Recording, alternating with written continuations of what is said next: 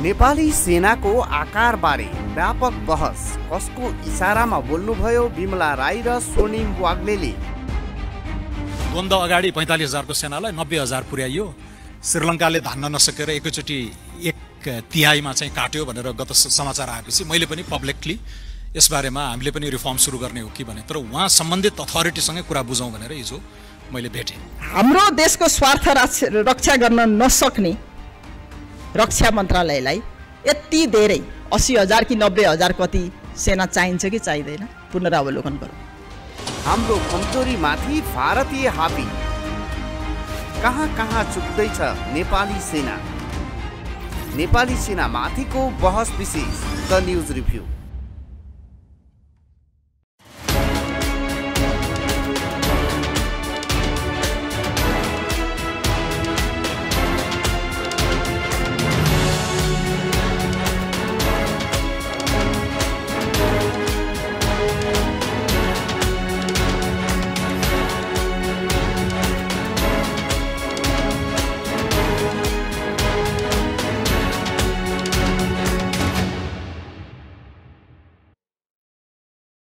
नमस्कार, खास न्यूजको बहुकोणीय चिरफार गर्ने कार्यक्रम द न्यूज रिभ्यूको आजको अङ्कमा स्वागत छ। म रिचा दाहाल। दर्शकवृन्द, नेपाली सेनाको संख्या तथा साइजका विषयमा बेला बेला प्रश्न उठ्ने तथा बहस हुने गरेको छ। पछिल्लो समय राष्ट्रिय स्वतन्त्र पार्टीका नेता तथा सांसद डाक्टर स्वर्णिम वाग्लेले नेपाली सेनाको संख्या घटाउनु पर्ने बहस अगाडि सार्नु भएको छ।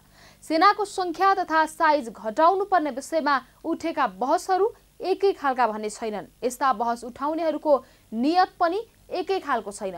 तर सेनाको संख्या तथा साइज घटाउने बहस किन र कसरी हुने गरेको छ? यस्ता बहस उठाउने व्यक्तिहरूको पृष्ठभूमि के हो? कसैले उठाउन लागिएको हो या स्वस्फूर्त रूपमा आफ्नै विवेकद्वारा उठाइएको हो भन्ने प्रश्न ज्यादै महत्त्वपूर्ण छन्। यति मात्र होइन, सेनाको संख्या घटाउनु पर्ने विषयमा बहस हुनुका पछाडि नेपाली सेना स्वयंको गतिविधि समेत जिम्मेवार छ कि भन्ने प्रश्न पनि ज्यादै पेचिलो छ। यसैगरी नेपाल जस्तो गरिब देशले कुल बजेटको कति प्रतिशतसम्म सेना खर्च गर्ने? नेपाली सेनाको भूमिका आक्रामक हो कि प्रतिरक्षात्मक भन्ने प्रश्नहरू पनि कम समय सामयिक छैनन्। दर्शकवृन्द, आजको द न्युज रिभ्यूमा प्रस्तुत छ यिनै प्रश्न तथा यिनै बहसका सन्दर्भलाई लिएर हाम्रा सहकर्मी बिन्दुकान्त घिमिरेले तयार गरेको टिप्पणी। नेपाली सेनाको आकारबारे व्यापक बहस, कसको इशारामा बोल्नुभयो बिमला राई र स्वर्णिम वाग्लेले। द्वन्द्व अगाडि 45,000 को सेनालाई 90,000 पुर्याइयो।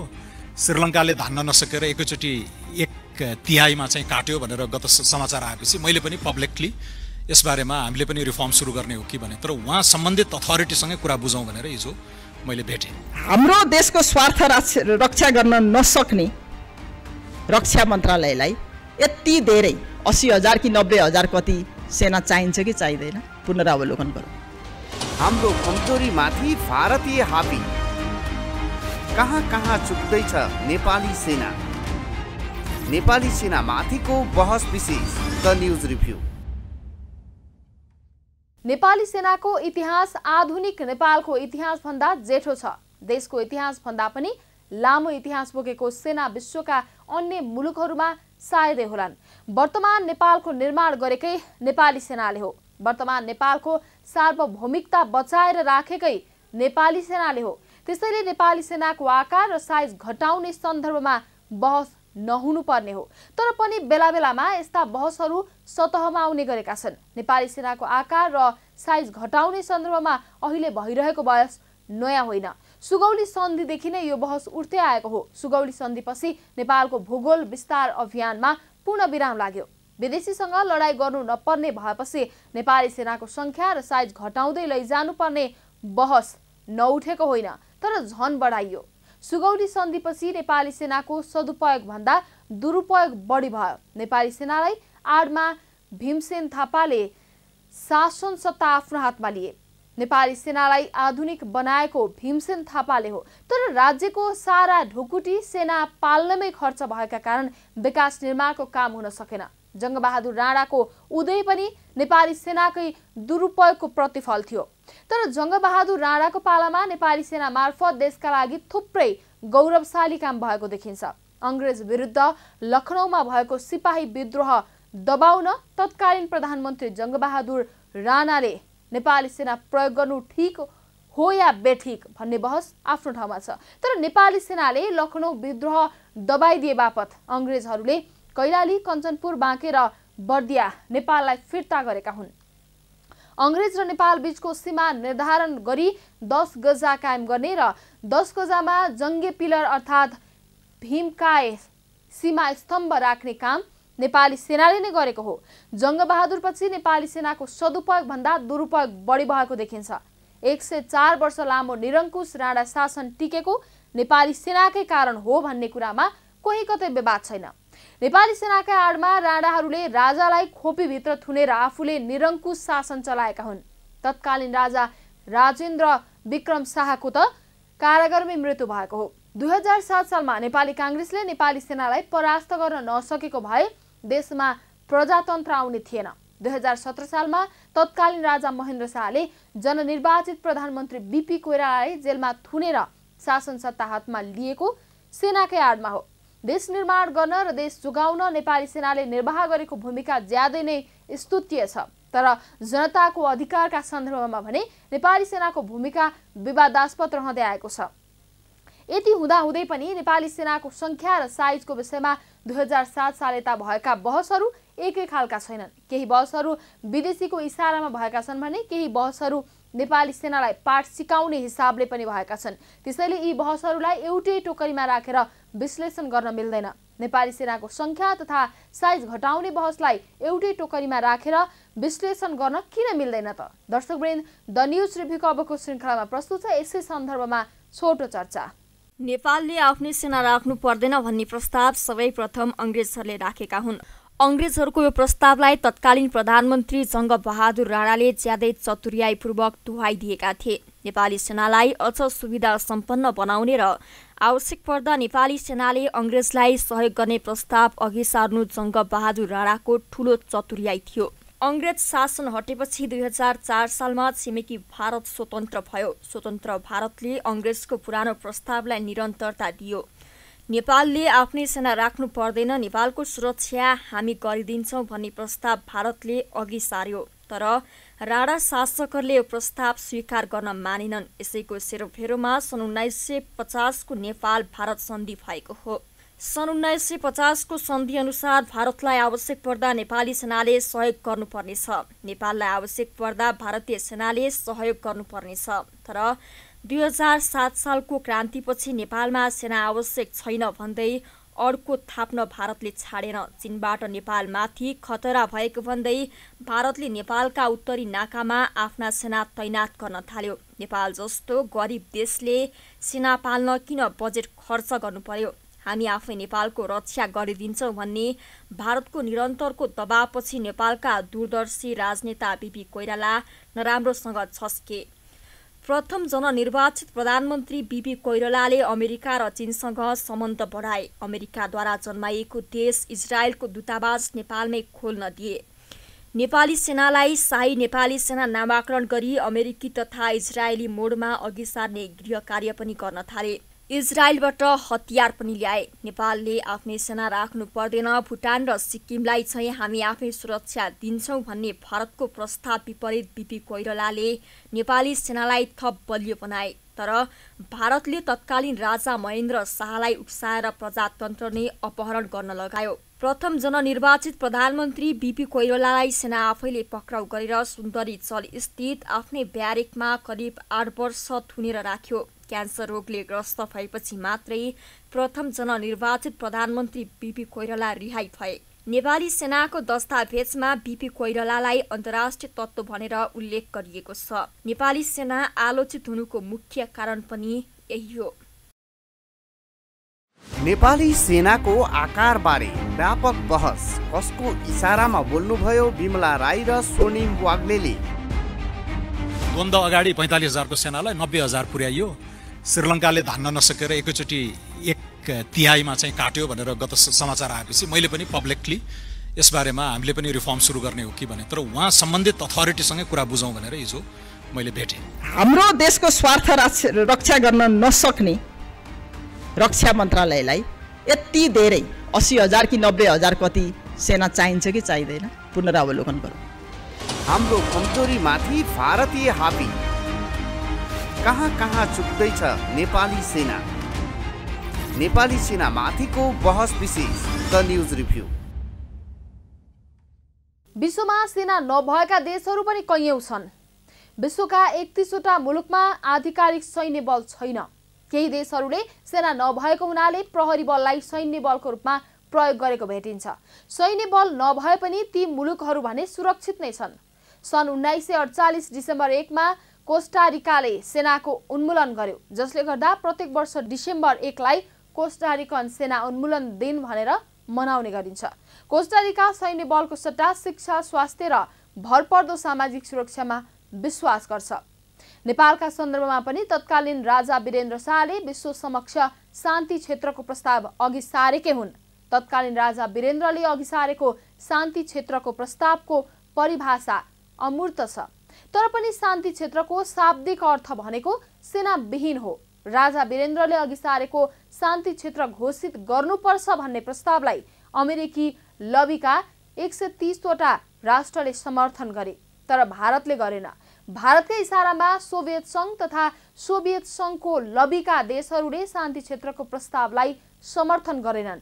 नेपाललाई आफ्नै सेनाको आवश्यक छैन भन्दै आइरहेको भारतले शान्ति क्षेत्रको प्रस्तावको विरोध मात्रै गरेन, शान्ति क्षेत्रको प्रस्ताव तुहाउन आफ्नो भयभरको सामर्थ्य प्रयोग गर्यो। यतिसम्म कि भारतले लगाएको 2046 सालको नाकाबन्दी शान्ति क्षेत्रको प्रस्ताव तुहाउने अभियान थियो। 2017 सालमा प्रजातन्त्र मास्न राजालाई सहयोग गरेको भारतले 2046 सालको जनआन्दोलनमा नेपाली काङ्ग्रेसलाई सहयोग गर्नुको कारण पनि शान्ति क्षेत्रको प्रस्ताव तुहाउने अभियान थियो। 2046 सालको परिवर्तनपछि भारतले नेपाली सेनाको संख्या घटाउनु पर्ने लबिङ फेरि सुरु गर्यो। तत्कालीन प्रधानमन्त्री कृष्णप्रसाद भट्टराईले भारतलाई दनक पुग्ने गरी सार्वजनिक रूपमा जवाफ दिए। भारत भ्रमणमा प्रस्थान गर्दै गर्दा तत्कालीन प्रधानमन्त्री भट्टराईले मिडिया समक्ष भने, म बडो शक्तिशाली देश भारत भ्रमणमा जाँदैछु। भारत कतिसम्म शक्तिशाली छ भने हाम्रो सेना भारतीय सेनासँग 7 दिन पनि टिक्न सक्दैन। यति भनिसकेपछि फिस्सा हाँस्दै भट्टराईले भने, चीनसँग त अझ हाम्रो सेना 7 घण्टा पनि टिक्न सक्दैन। तत्कालीन प्रधानमन्त्री भट्टराईको यो भनाइको अर्थ थियो, आफू बलियो छु भनेर नेपाललाई नहेप, तिमीहरू भन्दा चीन 24 गुणा बलियो छ। नेपाली सेनाको संख्या घटाउने प्रस्ताव काङ्ग्रेसले नमानेकै कारण माओवादी युद्ध सुरु भयो। माओवादी युद्धको नाममा 17,000 नेपाली मारिए। माओवादी युद्धलाई समयमै निश्चित पार्न राजा वीरेन्द्र र राजा ज्ञानेन्द्र किन मानेनन् भन्ने प्रश्न पनि कम पेचिलो छैन। तर माओवादी युद्धकै कारण नेपाली सेनाको संख्या 45,000बाट बढेर 1 लाखको हाराहारीमा पुगेको हो। यति बेला नेपाली सेनाका लागि राज्यले गर्नुपर्ने लगानी धेरै नै ठूलो छ। दर्शकवृन्द, द न्युज रिभ्यूको अबको श्रृङ्खलामा प्रस्तुत छ नेपाली सेनाका लागि राज्यको ढुकुटीबाट हुने गरेको खर्चको सन्दर्भमा छोटो चर्चा। 2046 सालको परिवर्तन ताकाको भन्दा यति बेला नेपाली सेनाको संख्या तथा साइज दोब्बर भन्दा बढी छ, जबकि जनसङ्ख्या 1/3 भन्दा बढेको छैन। अझ सजिलो गरी भन्नुपर्दा 2048 सालमा 1,80,00,000 जनताले करिब 45,000 सेना पाल्नु पर्थ्यो भने अहिले 2,91,00,000 जनताले करिब 1 लाख सेना पाल्नुपर्छ। जनसङ्ख्याको अनुपातमा हेर्ने हो भने भारत र चीनको सेना संख्याभन्दा नेपालको सेना संख्या धेरै हो। 1.5 अर्ब जनसङ्ख्या भएको चीन तथा भारतमा सेनाको संख्या 15 लाखको हाराहारीमा छ। 3.25 करोड जनसङ्ख्या रहेको नेपालमा सेनाको संख्या 1 लाखको हाराहारीमा छ। वार्षिक बजेटमध्ये सेनाका लागि खर्च गर्नुपर्ने रकम पनि प्रतिशतका आधारमा विश्लेषण गर्दा चीन र भारतको तुलनामा नेपालमा बढी छ। यति बेला नेपालले सेनाका लागि वार्षिक 70 अर्ब रुपियाँको हाराहारीमा खर्च गर्दै आएको छ। त्यो खर्च अबका दिनमा अत्यधिक बढ्नेवाला छ। नेपाली सेनाको संख्या 45,000बाट बढाएर 1 लाख पुर्याइएको भर्खर 25 वर्ष पुगेको छ। त्यसैले अहिलेसम्म पेन्सनका लागि खासै ठुलो रकम खर्च गर्नु परेको छैन, किनकि पेन्सन दिनुपर्ने संख्या अहिलेसम्म 1 लाखको हाराहारीमा छ। अहिलेसम्म करिब 1 लाखलाई तलब र करिब 1 लाखलाई पेन्सन दिए पुग्छ, तर अबको 10 वर्षपछि पेन्सन दिनुपर्नेको संख्या 2 लाख नाग्छ। निकट भविष्यमा उत्पन्न हुन गइरहेको यो समस्याका सन्दर्भमा नेपाली सेनाको नेतृत्वले केही न केही गृह कार्य अघि बढाएको छ। नेपाली सेनाले गरेको गृह कार्य जग जाहेर छ।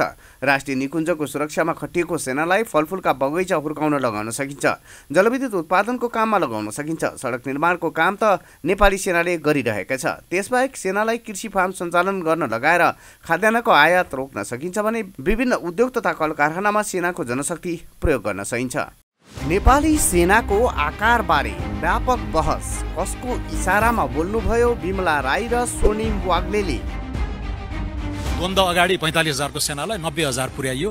श्रीलङ्काले धान्न नसकेर एकैचोटि 1/3 चाहिँ काट्यो भनेर गत समाचार आएपछि मैले पनि पब्लिकली यसबारेमा हामीले पनि रिफर्म सुरु गर्ने हो कि भने, तर उहाँ सम्बन्धित अथोरिटीसँगै कुरा बुझौँ भनेर हिजो मैले भेटेँ।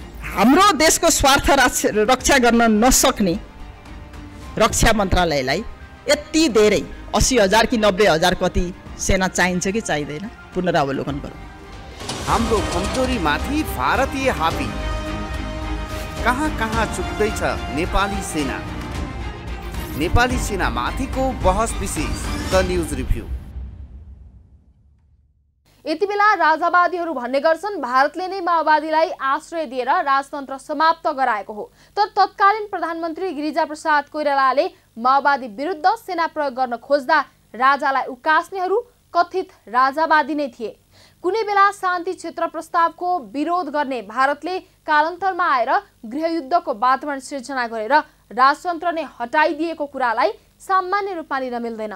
भारतीय घुसपैठ कहाँसम्म छ भन्ने कुराको संकेत हो यो। नेपाली सेना समाप्त गर्ने पटक पटकको प्रयास असफल भएपछि माओवादी द्वन्द्व सृजना गरेर सेनाको संख्या दोब्बर बनाउन भारतले बाध्य पारेको यथार्थलाई बिर्सन मिल्दैन। सेनाको संख्या दोब्बर भएपछि खर्च बढ्छ र जनस्तरबाटै विरोध हुन्छ भन्ने भारतको रणनीति बुझ्न गाह्रो छैन। एक थरी नागरिक नेपालमा बिस्तारै नेपाली सेनाको पनि औचित्य समाप्त भएको भन्छन्, किनकि सेनाकै घेरामा राजा वीरेन्द्रको हत्या हुँदा पनि सेना चुपचाप नै थियो। राजदरबार हत्याकाण्डमा विदेशी हात थियो कि थिएन त्यो सम्बन्धी छलफल गर्ने हामी नागरिकको हैसियत नै छैन। चारैतर्फबाट सेनाले घेरेको दरबारमा त्यत्रो हत्या हुँदा सेनाले सुरक्षा किन दिन सकेन भन्ने कुराले पनि सेनाप्रति नागरिकको विश्वास उठेको हो। राजा मार्दा त चुपचाप बस्नेले यो देश र जनताको रक्षा गर्छ भनेर कसरी विश्वास गर्ने भन्नेहरू प्रशस्तै छन्। त्यस्तै अर्का थरी नागरिक सेना भए पनि ठिक छ नभए पनि फरक पर्दैन भन्ने हालका छन्, किनकि सेना हुँदा र नहुँदा खास फरक पर्दैन भन्ने लाग्छ उनीहरूलाई। माओवादी द्वन्द्वमा 17,000 मान्छे मार्दा पनि सेनाको खासै ठुलो भूमिका रहेन। देशभित्रभित्रै खोक्रो हुँदा पनि सेना मूकदर्शक बनेको छ। सुगौली सन्धि पछिको काम कारबाही हेर्ने हो भने जेका लागि सेना राखिएको हो त्यही काम गर्न असफल भएको देखिन्छ। आँखा अगाडि नै देशको सिमाना अतिक्रमण हुँदै गर्दा पनि मूकदर्शक भएर बस्ने सेना किन चाहियो? के नेपाली सेनालाई सलामी, गुलामी, मलामी र परेड खेल्न मात्र सीमित राखिएको हो त भन्ने प्रश्न कम पेचिलो छैन। नेपाली सेनाको आवश्यकता राष्ट्रको रक्षा गर्नु र जनताको सेवा गर्नु नै हो। अनुशासन सैन्य संगठनको सबैभन्दा महत्त्वपूर्ण दक्षता हो। नेपालमा यति बेला लोकतन्त्रका नाममा लुटतन्त्र प्रकोप चर्को हुँदै गएको छ। यस्तो अवस्थामा नेपाली सेनाको भूमिका कस्तो हुनुपर्ने हो? शिवरात्रिको दिनमा सैनिक दिवस र बेला बेलामा प्राकृतिक प्रकोपमा सहयोग पुर्याउनु मात्रै नेपाली सेनाको काम हो त?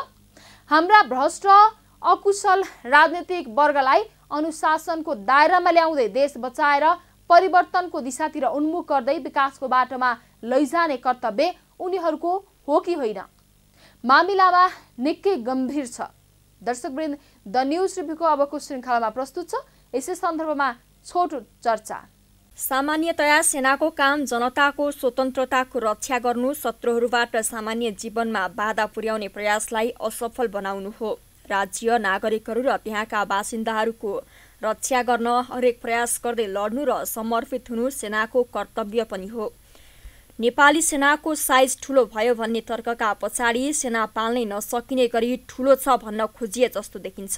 देशको सुरक्षा संवेदनशीलताको कसीबाट हेर्दा यस्ता अभिव्यक्तिहरू आउनु राष्ट्रको सुरक्षा, सार्वभौम सत्ता र राष्ट्रिय हितका दृष्टिकोणबाट सहज रूपले लिन सकिने विषय पक्कै पनि होइनन्। नेपालको सेना देशको सुरक्षा आवश्यकता भन्दा बढी हो वा यो सेना देशको कमजोर आर्थिक अवस्थाको कारणले पाल्न धौधौ पर्न थालेको कारणले मात्रै ठूलो ठानिन थालिएको हो?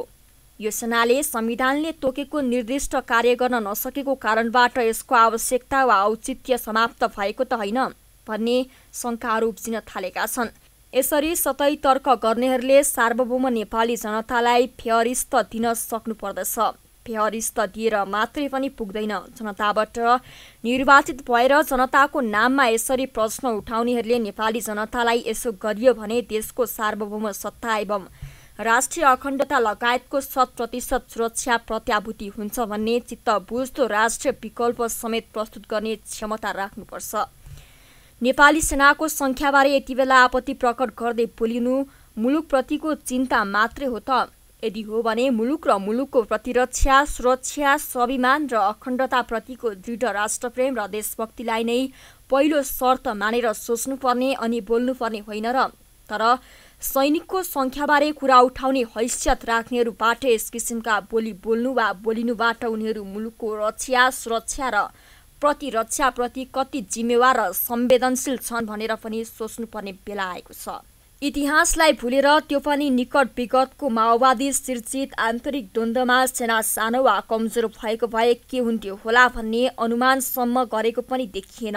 राष्ट्रिय र राष्ट्रियता र सुरक्षा, संवेदनशीलता सम्पूर्ण सार्वभौम नागरिकको नैसर्गिक चासोको विषय हो र राष्ट्रिय सेना पनि जनताको नियमित चासोको विषय हो र रहिआएको छ। तर हालसालै मुलुकको पूर्व परराष्ट्र मन्त्री विमला राईले सेनाको विषयमा संसदमा बोल्नुभएको विषय गम्भीरताका साथ लिनु जरुरी छ। नेपालको सेना खर्चिलो भएको भन्ने आशयका भनाइहरूको पछाडि पनि गतिलो तर्क भेटिँदैन।